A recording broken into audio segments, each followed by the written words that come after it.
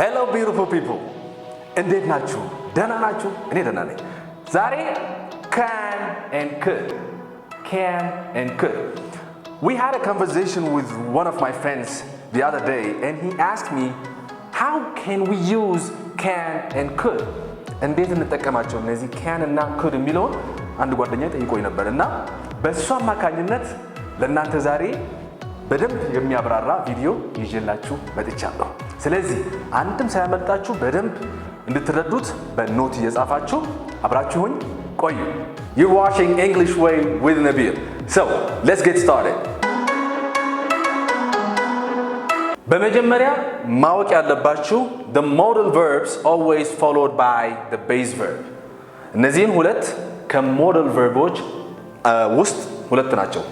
ሌሎችም አሉ ግን የመጀመሪያው ዛሬ ፎከሳችን እዚህ ላይ ስለሆነ so the modal verbs always followed by the base verb. Base verb ማለት ምን ማለት ነው? verb 1 ማለት ነው። ይሄኛው this is verb 1, this is verb 2, this is verb 3.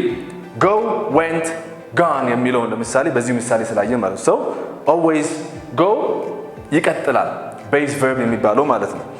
this is the grammar thing about can and could. Okay, the next part or the next point, how to make it negative, which is cannot, could not እንላለን አይደለ?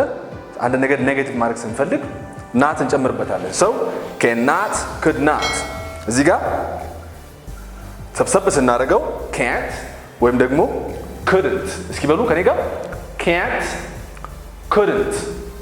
በጣም ጥሩ።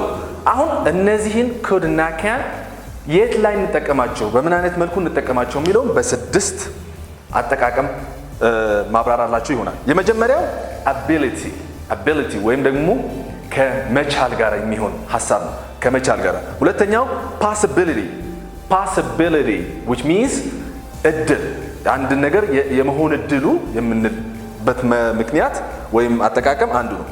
ከዛ በኋላ suggestion ወይም ደግሞ ሐሳብ ስንሰጥ ሐሳባችን ስናቀርብ ለሰው ሐሳባችን ስናቀርብ እንዴት እንጠቀማለን? በአራተኛ ደረጃ permission ፍቃድ እየጠየቅን ነው። ፈቃድ እየጠየቅን ነው። ከሰው ፍቃድ ስንጠይቅ በpermission እንጠቀማለን። offer, we're offering something አንድ ነገር እየጋበዝን ነው። አንድ ነገር ልናደርግ ግብዣ ስናቀርብ we're using offering form of can and could. ከዛ በኋላ ስድስተኛው request ወይም ደግሞ አንድ ነገር እንዲደረግልን ጥያቄ ስናቀርብ ማለት ነው። ሶ በመጀመሪያው ስንጀምር ability ቅድም እንዳልኳችሁ ከመቻል ጋራ የሚገናኝ ነገር አለው። የምትችሉትና የማትችሉት ከሆነ ኔጌቲቭ ታደርጉታላችሁ ማለት ነው። ወይም ቅድም እንዳልኳችሁ not. so can't or couldn't ለምሳሌ አሁን በመጀመሪያው ምሳሌ I can't speak English እንግሊዘኛ ማውራት እችላለሁኝ እያላችሁ ነው። ስለዚህ ከመቻል ጋር ከችሎታው ጋር የምትሉት ነገር ነው። በሁለተኛው ውድቅ ማድረግ ስትፈልጉ ወይ ደግሞ አለመቻላችሁ መግለጽ ስትፈልጉ I can't call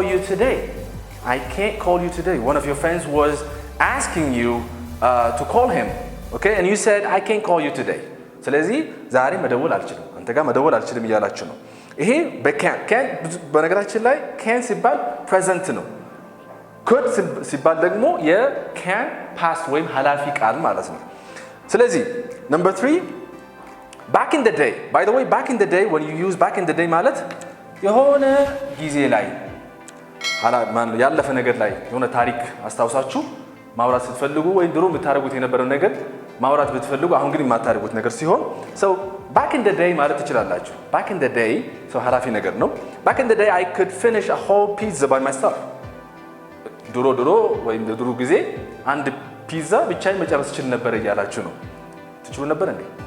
የምትችሉ ከሆነ ጻፉልኝ፣ ግድ የለም አብረን ተጋብዙኛላችሁ። so back in the day I could finish a whole pizza by myself. ይሄ ሶስተኛ ምሳሌ ነው። now አራተኛ I'm sorry I couldn't be there for you last night. ካስተዋላችሁ እዚህ ጋር አሁን ያለፈ ነገር ነው አይደለ? ስለምናወራ ያለ ነው በሶስተኛው ምሳሌ ላይ በአራተኛው ምሳሌ ላይ so I'm really sorry, so I'm በጣም ይቅርታ አድርግልኝ I couldn't be there for you. ላንተ ወይ መገኘት አልቻልኩም ትናንትና ማታ ማለት ነው። so I couldn't be there for you last night. I'm sorry. telling your friend that you're sorry you couldn't be there for them yesterday or last night ስለዚህ ይሄም ኃላፊ ነገር ስለሆነ በአቢሊቲ ስናወራ ያለፈ ነገር ሲሆን ምን ተጠቀማላችሁ can ወይ ማን ነው could or couldn't ማለት ትችላላችሁ ማለት ነው ኦኬ ይሄ አቢሊቲው ግልጽ እንደሆነ ተስፋ አደርጋለሁ ወደ ሁለተኛው ደግሞ እንሂድ ሁለተኛው አጠቃቀም possibility ወይም የመሆን እድል ቅድም እንደነገርኳችሁ ግን እዚህ ጋር ማስተዋል ያለባችሁ በpossibility ስናወራ ስለ future ነገር ምናወራ አብዛኛው ጊዜ ምናወራ በሁለቱንም በcan እና በcould ስለ future የሚሆን ነገር የመሆን እድሉ ለማውራት ስንፈልግ አንድ ነገር የመሆን እድሉ strong ከሆነ ወይም ደግሞ የመሆን እድሉ በጣም ሰፊ ከሆነ we use can this is why I said we use strong with can strong possibility or weak possibility with could ስንጠቀም ትንሽ የመሆን እድሉ 50-50 ምናልባት የሚለው ነገር ካለ ጥርጣሬ ካለ ማለት ነው ይሄኛው ግን more ወደ 80% ምናምን የሚሄድበት possibility አለው ማለት ነው So to understand more, let's see some examples, okay? Number 1, the class session can be cancelled. The class session can be cancelled. ስለዚህ የሴሽን ወይም ትምህርት ዛሬ ክላሱ ምን ነው ካንስል ሊደረግ ይችላል ስለዚህ እኔ እዚህ ጋር ካንስል ተጠቀም እዚህ ጋር ምንድነው possibilityው የካንስል የመደረግ ወይም የመሰረዙ እድል ሰፊ ነው እያልኩኝ ነው ማለት ነው ክላሱ possibility ጨመረ strong ስለሆነ so the number 2 the ambulance can be late the ambulance can be late በተለይ አምቡላንስ እኛ በሀገር ውስጥ ምንድነው ቶሎ ነው የሚደርሱት አይደል በየትም ሀገር ብትሄዱ አምቡላንስ ቶሎ ይደርሳል so I'm saying that the possibility that the ambulance can be late በጣም ምንድነው ሰፊ ነው አይደል ጠንካራ ነው so strong አያረፍድም ወይም ምንድነው ስሙ የአምቡላንሱ እንደማያረፍድ እርግጠኛ ናችሁ ማለት ነው ይያላችሁ ነው ማለት ነው በሌላ መልኩ ሶስተኛው the weather could be worse እዚህ ጋር could ተጠቀም so the weather could be worse ማለት አየሩ ስታዩት እንደዚህ ጥሩ ካልመሰላችሁ so you can say the weather could be worse ስለዚህ የፖሲቢሊቲ ሁኔታው የአየሩ መለዋወጥ ወይም ደግሞ ከዚህ ሊብስ ይችላል ብላችሁ የምታወሩት ነገር ፖሲቢሊቲው ምን አደረገ እርግጠኛ ስለሆናችሁ 50-50 ስለሆናችሁ you use could so the weather could be worse አየሩ ከዚህ ባስ ሊብስ ይችላል እያላችሁ ነው ማለት ነው so number 4 this course could be worth it this course could be worth it ለምሳሌ ይሄን ኮርስ ምን ያላችሁ ነው ጠቃሚ ሊሆን ይችላል ወይም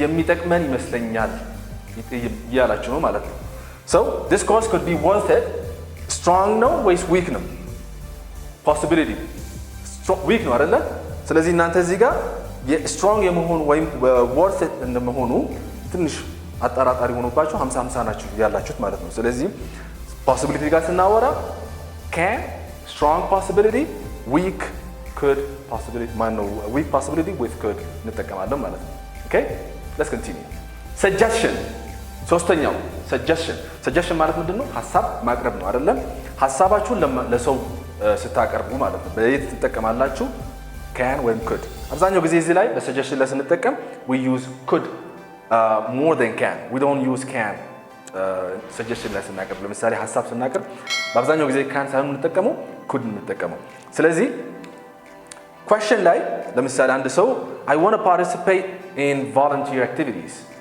I want to participate in volunteer activities አንዳንድ በጎ ፈቃደኝነት አክቲቪቲዎች ላይ ወይም ነገሮች ላይ በሳተፍ ፈልጋለሁ ወይም ለሳተፍ ፈልጋለሁ ብሎ አንድ ሰው ጠየቃችሁ ጓደኛችሁ ሊሆን ይችላል so you can suggest እናንተ ሐሳብ ለማቅረብ ነው you can say well you could donate blood donate ምንድነው መለገስ blood ያው ደም ማለት ነው so ደም መለገስ ትችላለህ እኮ ስለዚህ ሐሳብ አቀረባችሁ ወይም ሐሳብ ሰጣችሁ ደም መለገስ ትችላለህ so you could donate blood ሌላው ለምሳሌ አንዱ መጣና I don't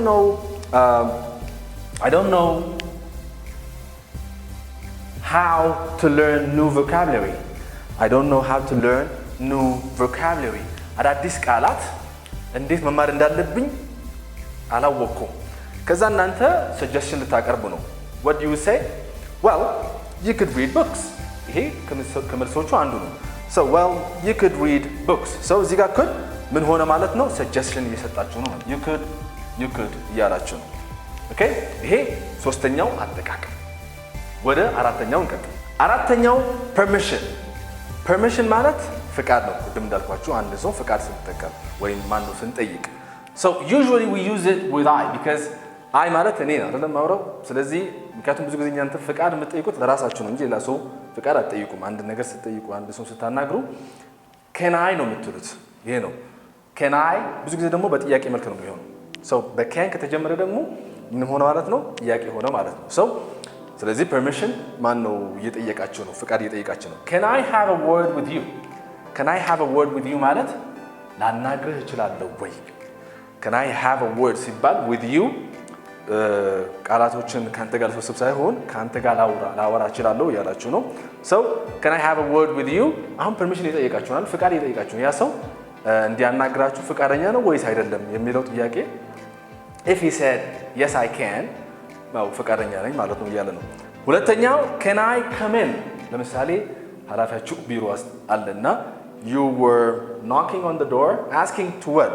permission to come in ጥያቄ ያቀረባችሁ ነው። ወደ ውስጥ መግባት እንችላለን። so you're knocking the door, you said hey can I come in? so መግባት እችላለሁ እያላችሁ ነው። so permission እየጠየቃችሁ ነው፣ ፍቃድ እየጠየቃችሁ ነው። በአምስተኛው ደረጃ offer የሚለው offer ደግሞ ምንድነው? አንድ ነገር ግብዣ ወይም እየጋበዛችሁ ነው። ሰውን አንድ ነገር ለማድረግ እናንተ ፍቃደኛ እንደሆናችሁ ግብዣ እያቀረባችሁ ነው ማለት ነው። so ግን እዚህ ጋር ደግሞ ቅድም እንዳልኳችሁ if you use can strong offer እያቀረባችሁ ነው ማለት ነው። የምታቀርቡት ግብዣ እርግጠኛ ሆናችሁ ማድረግ የምትፈልጉት ነገር ነው ውስጣችሁ። could ግን ካላችሁ weak። ስለዚህ ማድረግ የፈለጋችሁትን ነገር ብዙ ማድረግ አልፈለኩም ግን ባግዝ ወይ ባረገው ችግር የለኝም እያላችሁ ነው ማለት ነው። ይሄኛው weak ይሆናል፣ ይሄ strong ይሆናል። ለምሳሌ በዚህ ነው so I can or could buy some groceries for you if you want me or if you want to buy. okay I can ካላችሁ strong ነው። ልገዛልህ እችላለሁ። groceries ማለት የሱቅ የሚገዙ እቃዎች ገዛዝቼ ሾፕ አድርጌ አመጣልህ እችላለሁ ከፈለክ ማለት ነው። so I can ካል ወይም ካላችሁ strong ሆነ። I could weak ሆነ። so I could buy some groceries for you if you want. ምትፈልግ ከሆነ ልገዛልህ እችላለሁ። ልዩነታቸው ምንድነው? ይሄ strong ነው፣ ይሄ weak ነው። ሁለተኛው I could or I can what help you with this if you want me to. ይሄ በዚህ ጉዳይ ላይ ላግዝህ እችላለሁ ፍቃደኛ ከሆንክ እኔ ፍቃደኛ ነኝ ለማገዝ። so you're offering your help to that person. so I can or I could help you with this if you want me to. clear? let's go to the last one. ስድስተኛው የመጨረሻው request ስንጠቀም request ማለት አንድ ነገር ለመጠየቅ አይደለ? request we're asking for something. so request ግን request ስናቀርብ ብዙ ጊዜ ከcan ይልቅ we use could for politeness። ምንድነው በስርዓት ያለው ነገር ይባላል አይደለ? በስርዓት ለመጠየቅ we use could instead of can. so በኤግዛምፕል ልንገራችሁ። ለምሳሌ could you hand me my phone please? could you hand me my phone please? ስልክ ልታቀብለኝ ትችላለህ? so I'm requesting someone to do something for me አይደለ? አንድ ሰው ለኔ የሆነ ነገር እንዲያደርግልኝ so this is a request. so could you please or could you hand me my phone please? please ደግሞ መጨረሻ ላይ ይገባል ምክንያቱም politeness ስላለው could you hand me my phone please? በሁለተኛው ደግሞ could you open the door please አይደለ? could you open the door please? በሩን ልትከፍተው ትችላለህ? ስለዚህ ሪኩዌስት እያቀረባችሁ ጥያቄ አንድ ሰው የሆነ ነገር እንዲያደርግ እየጠየቃችሁ ስለሆነ አንድ ሰው ደግሞ ስትጠይቁ more polite ስትጠይቁት የተሻለ ይሆናል። መልሱም በዛው ልክ ጥሩ ስለሚሆን ማለት ነው። ግን በኦርደር ወይም በትዕዛዝ ሲሆን ትንሽ ከበድ ስለሚሆን so politely request ስናደርግ ወይም ስንጠይቅ we use could instead of can. so could you open the door please? በሩን ልትከፍትልኝ ትችላለህ? በዚህ መልኩ ስለ can እና ስለ could አብራርቼላችኋለሁ። ጥያቄም ካላችሁ ችግር የለም በኮሜንት ላይ መጻፍ ትችላላችሁ። if you like today's video don't forget to give it a thumbs up and hit the subscribe button below. that's all for today. ሰላማችሁ ይብዛልኝ።